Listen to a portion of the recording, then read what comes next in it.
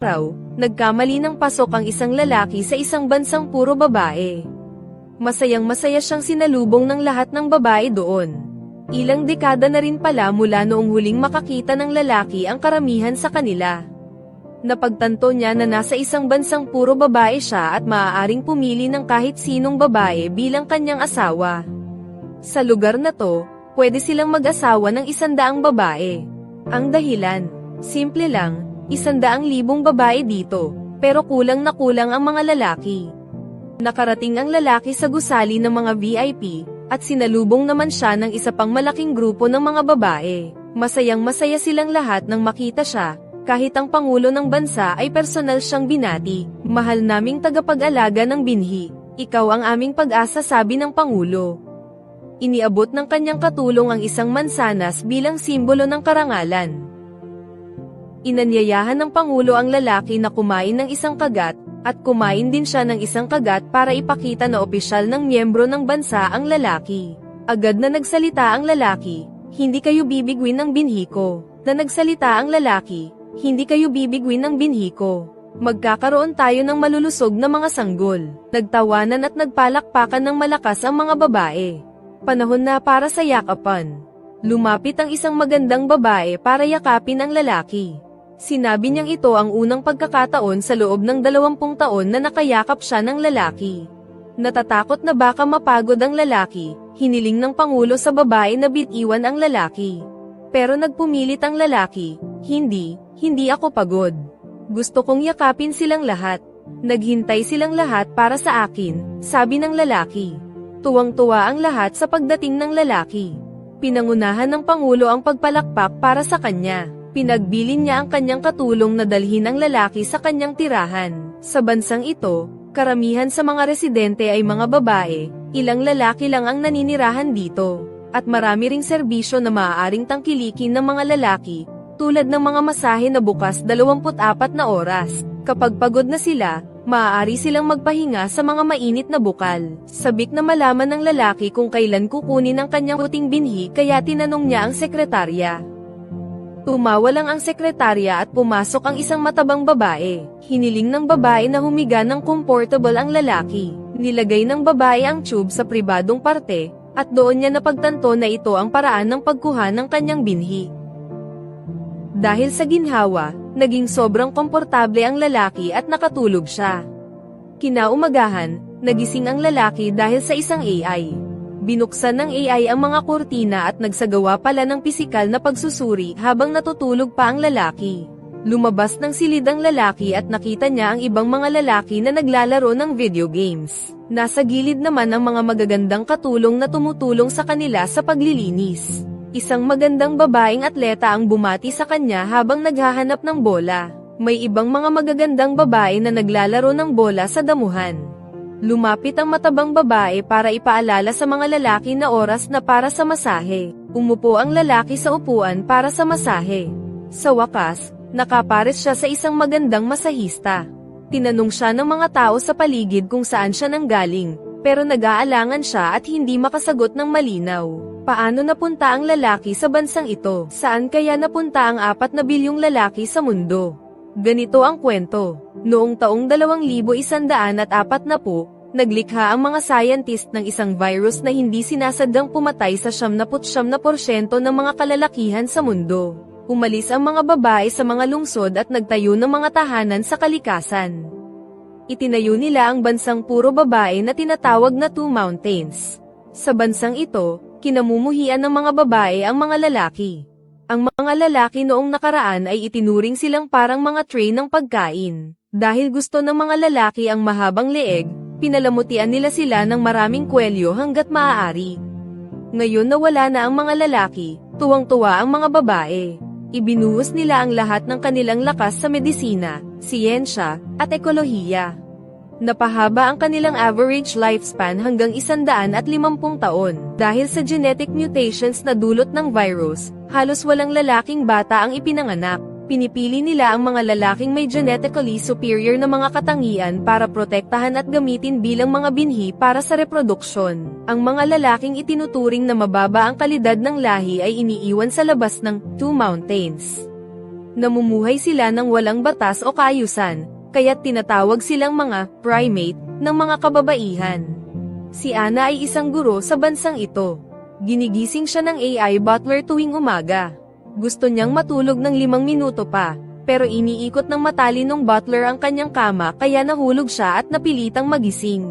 Nagbihis si Ana at handa nang umalis. Gumagamit ang mga tao sa bansang ito ng mga electron-ikong screen para sa pagbabasa. May libreng kape sa gilid ng daan at ang mga babae ay tahimik na nagpa-practice ng yoga sa damuhan. Sa lugar na ito, hindi ginagamit ang mga cellphone, isang singsing ang kaya nang gawin ng lahat. Ang sariwang impormasyon ay laging abot kamay saan man at kailanman. Nagmamadaling pumasok si Ana sa trabaho habang basta nalang itinatapon ang hindi naayos na basura sa basurahan. Agad na lumitaw ang isang pulis at ibinawas ang 5 social points kay Ana, pero hindi niya ito inalintana. Kalmado siyang sumakay ng bike, kung saan nadagdagan pa siya ng 5 social points, at nakarating sa silid-aralan. Ang kanyang mga estudyante ay kabataang babae. Field trip ngayon, kaya plano ni Ana na dalhin sila sa lugar kung saan naninirahan ang mga lalaki. Ang tirahan ng mga lalaki ay parang squatter, walang signal ng network at walang magagandang babae. Ang mga tao roon ay nakasuot ng mga damit na tinagpi-tagpi, at kahit isang simpleng poster ng magandang babae ay itinuturing na mahalaga, lalo na, ang pornografiya sa computer ay pwedeng ipagpalit sa isang villa. Ang lolo ng kasalukuyang pangulo ng lugar ay nakatakas mula sa isang kulungan ng mga babae 100 taon na ang nakalipas at itinatag ang lugar na ito. Ngayon ang araw ng kalayaan nila, at nagtaas ng baso ang pangulo, nagdiriwang kasama ang lahat. Isa-isang pinagmasdan ng mga estudyante ang mga lalaking buhay. Kinuha nila ang kanilang mga singsing at naglitratuhan ang mga ito, pati gusto pa nilang lumapit ng mas malapit. Pero binalaan sila ni Ana na mapanganib ang mga lalaki at bawal pumasok sa kanilang teritoryo ayon sa konstitusyon ng Two Mountains. Gayunpaman, kinulit siya ng mga estudyante, sinabing hindi ito field trip, parang bisita lang daw sa tambakan ng basura. Ang mga lalaki naman ay nagulat, napakaraming babaeng dumating, tila naging mga unggoy sila sa zoo. May isang lalaki na nag-isip na magpatawa at takutin sila. Lumapit siya, hinubad ang kanyang pantalon at nangingisay-ngisay, sigawan at tawanan ang mga lalaki sa likod niya. Pero laking gulat niya, hindi natakot ang mga estudyante. Natagpuan pa nila itong nakakatawa. May isa pang dalagang babae na kusa pang lumapit, itinaas ang kanyang palda bilang sagot, dahilan para matulala ang mga lalaki. Sa hinaharap, mahilig magtaas ng palda ang mga babae. Ang mga kababaihan sa bansang ito ay sabik na sabik nang unang makakita ng mga lalaki. Ayaw ni Ana ng gulo. Mabilis niyang tinawag ang mga estudyante para sumakay sa bus at umalis. Ngunit nang nasa bus na sila, doon lamang nila napansin na nawawala si Maria. Naiwan siya dahil pinagmamasdan niya ang pato dahil first time na nakakita ni Maria ng pato.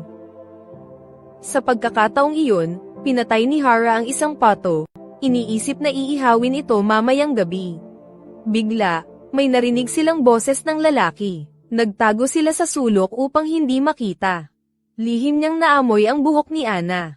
Ang bango nito, hindi niya pa nararamdaman kailanman. Umalis ang lalaki. Tumayo si Ana at nagpasalamat kay Hara. Hindi na napigilan ng lalaki, hinalikan niya si Ana. Naguluhan si Ana. Agad niyang hinaypan ang kanyang sipol. Ang sipol na yan ay nakakagambala sa kamalayan ng mga lalaki. Sinamantala ni Ana ang pagkakataon na ito para makalabas kasama si Maria. Pero nang palabas na sila, nahuli sila ng mga lalaki at hinatid sa presidente. Nagsimula ng mag-away ang mga lalaki para malaman kung sino ang makakakuha sa 2 babae bilang asawa. Para protektahan ang 2 babae, nagsuggest si Hara na magkaroon ng paligsahan ng sampalan. Ang mananalo ang makakakuha sa 2 babae bilang asawa. Pinapanta ng Pangulo ang isang makisig na lalaki na si Fatty sa entablado. Naghiyawan ang mga tao, dahil matatalo si Hara dahil sa payat niya. Si Hara ang unang nagsampal. Nilagay niya ang lahat ng kanyang lakas sa kanyang palad. Pero parang kinukot ko lang ni Hara ang kiliti ni Fatty. Nagtawanan ang mga tao. Sumunod naman si Fatty. Pero umilag si Hara dahilan para tumama sa mukha ng Pangulo kaya nahimatay. Sinamantala ni Hara ang pagkakataon para makatakas ang 2 babae. Binuksan niya ang proteksyon ng kotse at tumakas. Samantala, tumakbo si Hara pabalik sa bahay ng kanyang lolo. Nagsinungaling ang kanyang lolo na tumalon daw si Hara mula sa building. Kaya sumunod ang isang lalaki. Ang ibang lalaki naman, mga uto-uto.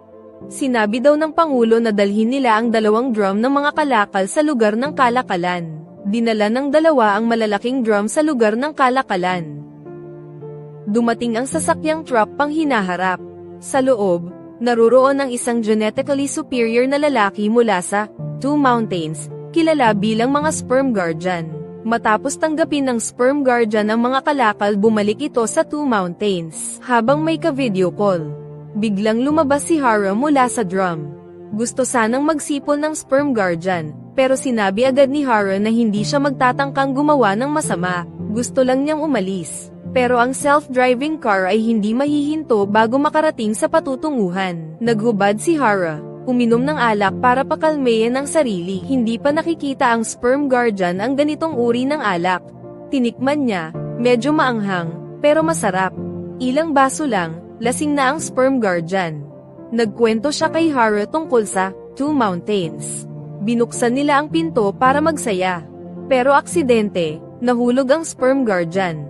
Nagpalit ng damit si Hara, isinuot ang uniforme ng sperm guardian, at nakarating sa alamat na Two Mountains. At yan ang storya kung paano siya napunta sa kanilang bansa. Iba pala talaga ang lugar na ito. Puro babae. Pakiramdam ni Hara, parang hari siya dito. Ang mga babae, nagsisilbi sa kanya, binibigyan siya ng malupit na masahe. Pero si Anna ang nasa isip niya. Dahil sa hormones, nagkaroon ng reaksyon ang katawan niya. Pumunta siya sa isang silid para magalulo. Pero nag-trigger siya ng alarma dahilan para magsitakbuhan ang matabang babae at ibang mga babae. Pinagsama-sama nila ang mga guardian para parusahan sa nangyaring alarm. Kailangan ninyong magsisi sa harap ng estatwa. At habang nagsisisi siya, pinaplano ni Hara na mag-picnic ang mga guardian.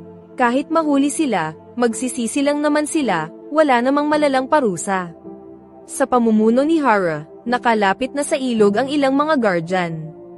Nakita nila si Hara na naka-shorts, may buhok sa binti, at may lighter. Nagulat ang lahat, hindi pala ganito ang mga lalaki. Agad nilang hinirang si Hara na leader. Dinala ni Hara ang ilang mga lalaki para maglaro. Nag-ihaw sila ng isda at kabute, at nagsaya sila ng bongga. Pero nagulat sila nang biglang nag-trigger ang alarma dahil sa usok. Dumating ang ulap na panlaban sa apoy. Ayun, nahuli na naman sila ng matabang babae. Pero hindi nagalit ang mga guardian kay Hara. Sabi nila, salamat dahil pinayagan mo kaming mag-enjoy. Ibinigay ni Hara ang koleksyon niya ng alak sa lahat. Gusto niyang gumawa ng cocktail. Pero nang inalag niya ang bote, nag-trigger na naman ang alarm. Na-curious si Hara. Sinubukan niyang ialog ang bote gamit ang kaliwang kamay. Wala nang alarm. Naunawaan na ni Hara ang dahilan kung bakit. May detector pala sa singsing niya sa kanang kamay. Lahat ng ginagawa niya, minomonitor. Pero ang kaliwang kamay, hindi nababantayan. Nag-enjoy naman ang mga guardian. Habang nagpapahinga si Hara sa masahe, nakita niya si Anna. Ano nangyari? Hindi ba siya guro? Bakit siya ang masahista? Samantala, pumunta naman ang nahulog na guardian na si Julius sa squatter kung saan siya ay paika-ikang pumasok sa teritoryo ng mga lalaki, humihingi ng tubig, bago tuluyang mawalan ng malay dahil sa matinding pagod.